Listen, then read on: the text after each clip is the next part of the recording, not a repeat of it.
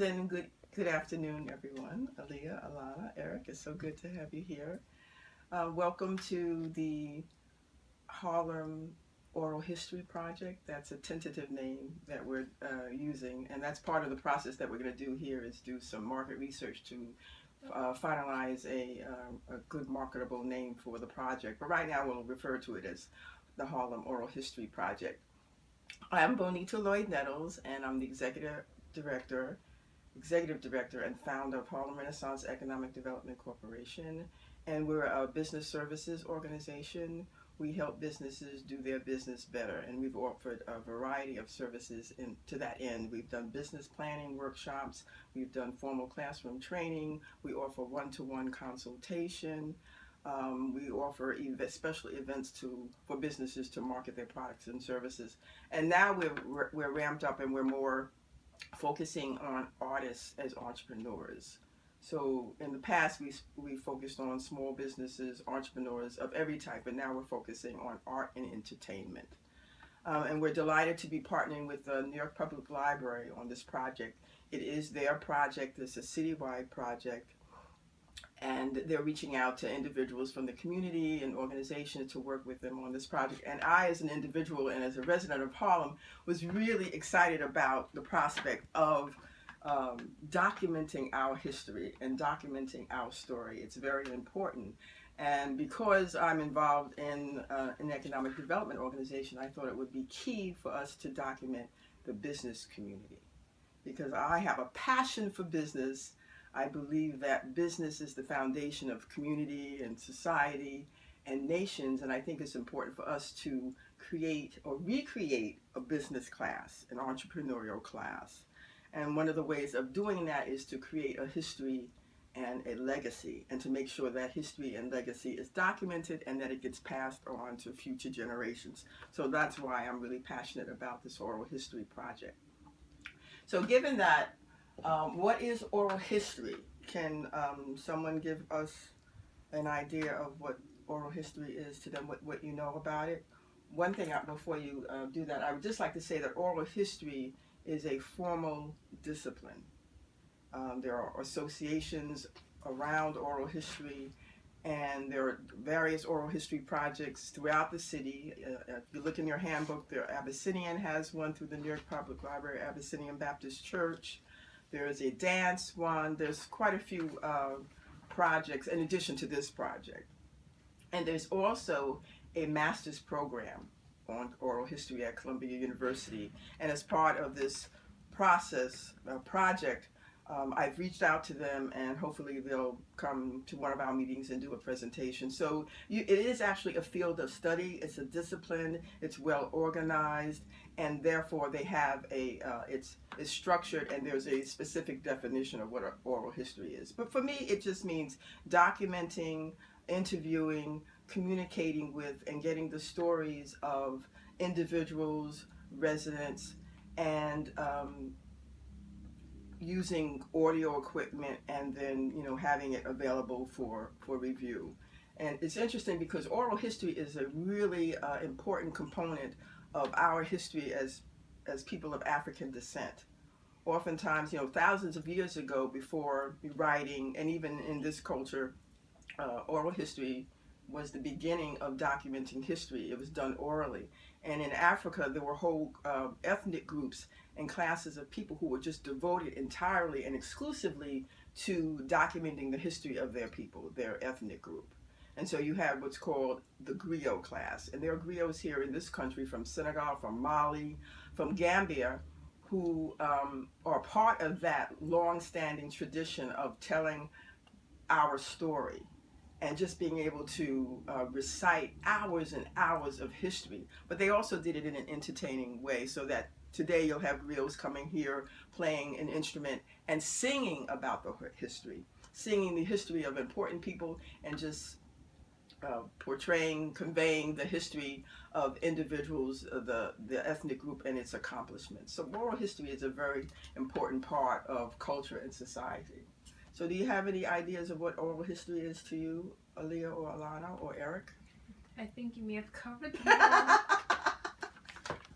Well, as I say, I'm very passionate, and That's good. Yeah, but if you just, can you add anything to what has been said so far? Mm. I would think oral history, probably more of recalling things. Exactly. Since you mentioned that, certain tribes in Africa, they use that to, talk about their history. They would talk about hours of history. I think probably would also be used as like another way of remembering stuff, Yes. recalling things, using it as a record. Yes, creating memory. Yeah, that's really, really important. Alana, you have anything that you'd like to add? Mm, I don't think there's anything else to add. Okay. But I think that's a good point that you mentioned, Aaliyah, that it's creating memories, and it's creating memories of individuals, and it's helping to reinforce collective memory. And we often think of history as something that we study in school, in high school, and in college, and its places, and its events, and its dates, and its important leaders that stand out in history. But history is, to me, is a living phenomena. Is something that's happening now. We're making history right now.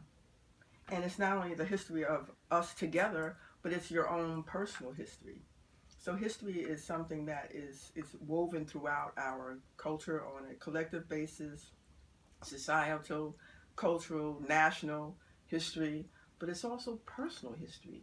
And I think it's important for us to to have that personal history, to document that personal history, and to share it with, family members and future, your children, your grandchildren, Mm-hmm. so that they can continue to, to move forward and make progress. So I didn't mean to dominate the discussion on what is oral history. I think we pretty much covered why it's important, and also the importance of the stories of business owners. As I said, I think it's important that we capture the stories of our business owners, because things are really changing now in the economic environment here. And I think it's important for young people as yourselves not to have to start all over again, reinvent the wheel, start off from ground zero when you're starting your career, whether it's owning a business or working in a business.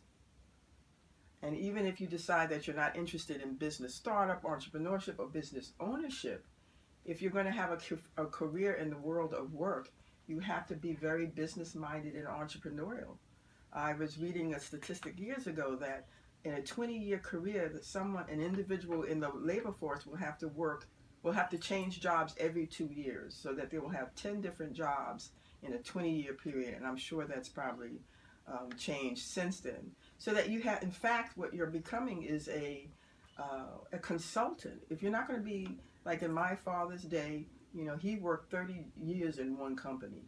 Today, companies are not even around for 30 years. Industries are not even around for 30 years.